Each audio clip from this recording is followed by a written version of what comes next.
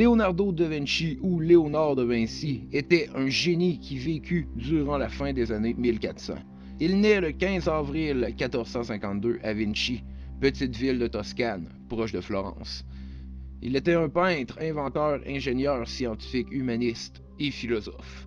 Inutile de dire que Da Vinci était un homme d'esprit et savait très bien se débrouiller dans la vie. Il commença sa vie comme ingénieur et il mit vite son génie au service de son métier. Il invente alors une machine pour creuser le canot, une machine révolutionnaire qui révolutionne le monde de l'hydraulique en entier. Il inventa aussi plusieurs machines et objets révolutionnaires, comme le pont rétractable, l'anémomètre, quelques prototypes de machines volantes et quelques machines de guerre. Il inventa aussi un prototype de bras robotique, qui fut même breveté en 2002 par un robotiste de la NASA, qui utilisa les plans de Da Vinci qui étaient beaucoup trop avancés pour son temps. Mais l'ingénierie n'est pas la seule passion de ce génie. Il se passionne aussi pour l'art et la peinture. C'est en 1503 qu'il commence une de ses œuvres les plus célèbres, la Joconde. C'est alors que le nom Da Vinci devint synonyme d'art supérieur partout à travers le monde.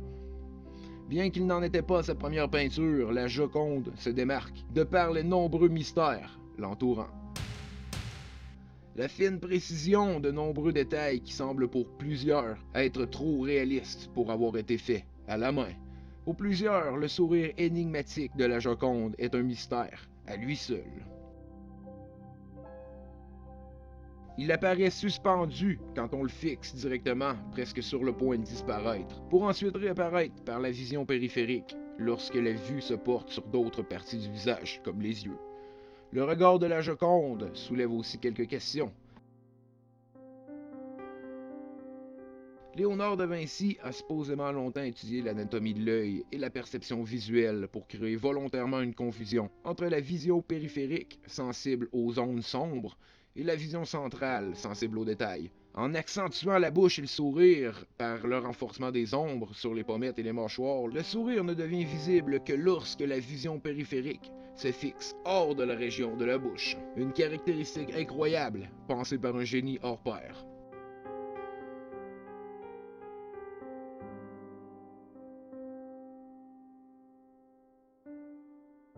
Da Vinci était aussi un adepte de code et d'encryption, ce qui vient ajouter au mystère dû au fait que toutes ces notes contiennent une sorte de code et est entièrement écrit en écriture spéculaire. Il est clair que Da Vinci était aussi un adepte d'armes de guerre. Il crée d'ailleurs, au courant de sa vie, un bon nombre d'armes de guerre impressionnantes. Mais plusieurs mystères restent encore dans l'ombre concernant ce mystérieux personnage qu'est Leonardo da Vinci. Tout d'abord, l'identité de Mona Lisa, le personnage peint sur le célèbre tableau de la Joconde, reste encore inconnue. Beaucoup supposent qu'il s'agit de Catalina Buti del Bacca, la supposée mère de Da Vinci, alors que d'autres proclament haut et fort qu'il s'agit d'un autoportrait de Da Vinci. De plus, un bon nombre de gens considèrent Leonardo comme étant l'auteur du fameux suaire de Turin.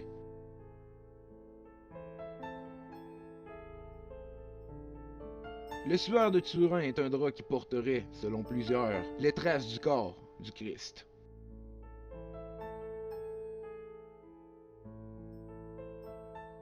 Selon quelques historiens, le Codex Atlantis, une des ouvrages de Leonardo, serait à la fois une confession et une explication à propos de la création de ce célèbre morceau de tissu. Toujours selon le codex, Leonardo expérimentait avec des techniques pré-photographiques et le suaire serait l'œuvre du génie de Da Vinci. Finalement, même après sa mort, Da Vinci continue de mystifier le monde entier. Son tombeau n'existe malheureusement plus et personne ne sait où sont les ossements. Après sa mort, il fut enterré à l'église Saint-Florentin, à Amboise, en France. Par contre, dû à une vague de vandalisme, les pierres tombales furent utilisées pour reconstruire une partie de l'église, qui fut détruite.